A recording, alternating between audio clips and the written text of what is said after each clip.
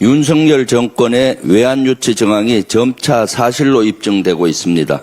믿을 만한 여러 관계자의 제보에 따르면 드론 작전 사령부는 최소 3차례에 걸쳐서 7대의 무인기를 북한으로 보냈습니다.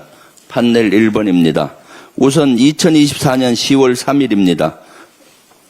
드론사 예하부대인 백령도 101대대에서 무인기 2대가 새벽 2시부터 10분 간격으로 이륙했고 평양을 거쳐 새벽 6시쯤 복귀했습니다. 비행 기록과 여러 증언을 통해 확인한 내용입니다. 구체적인 목표 좌표도 파악됐습니다. 김정은의 관저로 알려진 15호 관저 일대입니다. 15호 관저는 김정은의 생모가 거주했던 숙소이자 김정은이 어린 시절을 보냈던 곳입니다. 특히 그 주변엔 노동당 1호 청사, 호위사령부, 고위층 주택단지, 김일성 종합대학, 외무성, 내각종합청사 등이 자리 잡고 있습니다. 그 다음은 10월 8일입니다. 그대로 하면 됩니다. 밤 11시부터 10분 간격으로 백령도에서 넉 대를 날렸습니다. 그중 한 대는 다음 날 새벽 2시 반쯤, 2대는 3시쯤 복귀했습니다. 한 대가 복귀하지 못한 겁니다. 남측이 10월 9일 평양에 무인기를 날려보냈다라고 북한이 공개한 그날과 일치합니다. 특히 당시 목표 좌표는 15호 관저 상공이었습니다. 세 번째 날은 11월 13일입니다. 저녁 7시 반쯤 한 대를 날렸습니다. 애초엔 2시간 내지 3시간 간격으로 2대를 띄울 계획이었는데 한 대만 보냈다고 합니다. 2-3시간 간격으로 보내면 북한이 경계태세를 확고히 갖추기 때문에 두 번째 드론은 격추될 가능성이 매우 높습니다. 너무나 위험천만한 계획을 세웠던 겁니다. 이 정도면 나 잡아봐라 아닙니까? 특히 이번에는 목표 좌표도 더욱 위험했습니다. 해군기지가 있는 남포였습니다. 북한 잠수함, 호위함 등이 정박해 있는 주요 군사시설이 밀집한 곳입니다. 파넬 2번입니다. 네.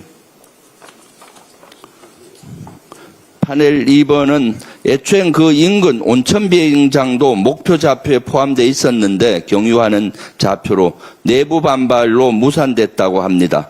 군 비행장에는 대공하기가 있고 북한 전투기가 바로 대응 출격할 수 있어 매우 위험합니다. 이 같은 내부의 반발 목소리를 보고하자 김용태 드론사령관은 온천비행장 비행 어렵다는데요 라고 누군가와 이야기하는 게 보안 폰 수화기 너머로 들려왔다고 합니다.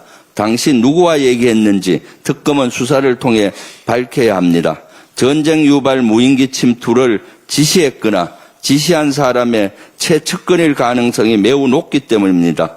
이렇게 남포 일대를 비행한 무인기는 약 2시간 후쯤 백령도로 복귀했습니다. 이때 비행 경로도 남포로 갈 때는 상공 2km 지점 2km로 유지하다가 대동강 지역 남포 일대 군사시설이 밀집된 지역은 고도를 800m까지 낮추어서 가도록 지시를 받았다고 합니다. 이것은 명백히 무인기를 격추당하게 하기 위한 걸로 보여집니다.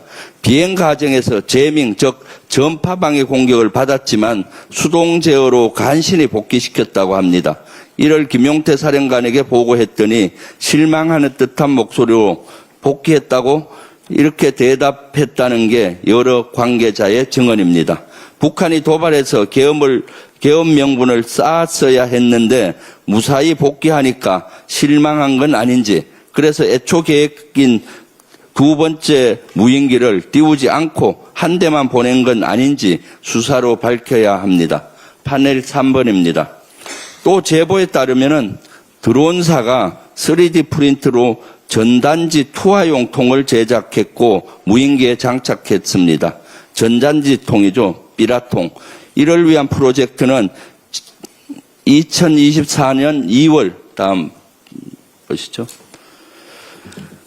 2월 전투발전이라는 명목으로 공모사업을 시작했고 6월에는 무인기 개조 작업에 착수했습니다. 그리고 7월부터 시험 비행을 시작했습니다.